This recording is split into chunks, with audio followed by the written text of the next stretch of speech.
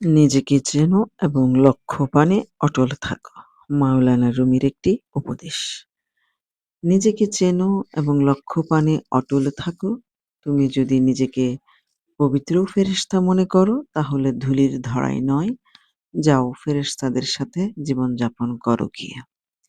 কিন্তু যদি তা না পারো এবং মানুষের মধ্যে জীবন কাটাতে চাও, তাহলে মানুষের চরিত্র এমনই। তারা সামনে ও পিছনে তোমার বিরুদ্ধে কটু কথা বলবে, তোমাকে কষ্ট দেবে এবং তাদের মুখ বন্ধ করার কোনো উপায় নেই। আর তাদের সবাই পরস্পরকে যার যার অবস্থান থেকে টেনে নিচে নামানোর চেষ্টা করে। তাহলে সমাধান কি? মাওলানা রুমি বলেন, তুমি আগে নিজেকে চেনো, ভালো করে জানো, নিজের উপর আস্থা রাখো। তিনি বলেন, তুমি যদি উন্নতি করো, তোমার আত্মবিশ্বাস শক্তিশালী হয়, আত্মপরিচয় সম্পর্কে যদি তুমি সচেতন থাকো এবং তোমার সঠিক পথটি খুঁজে পাও, তখন তুমি চোখ বন্ধ করে নিজের ঘরে ফিরে যেতে পারবে।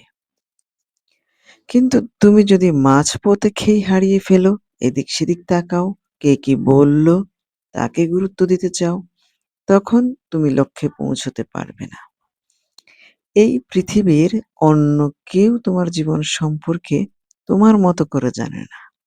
তুমি যদি সারাক্ষণ অপরের কথাকে গুরুত্ব দিতে যাও, তখন নিজের কথা শুনতেই পাবে না। কে আমাকে ভালোবাসবে, কে আমাকে ঘৃণা করবে, তার উপর আমার কোনো নিয়ন্ত্রণ নেই। যারা তোমাকে ঘৃণা করে, তাদের বিরুদ্ধে ক্ষোভ প্রকাশ করে কিংবা সাংঘর্ষিক ঘটিয়ে অথবা তাদেরকে পরিবর্তন করার চেষ্টা করে কোনো লাভ নেই। বরং আপনি তাদেরকে উপেক্ষা করতে পারেন। এইটাই হচ্ছে সবচেয়ে প্রজ্ঞাপূর্ণ উপায়।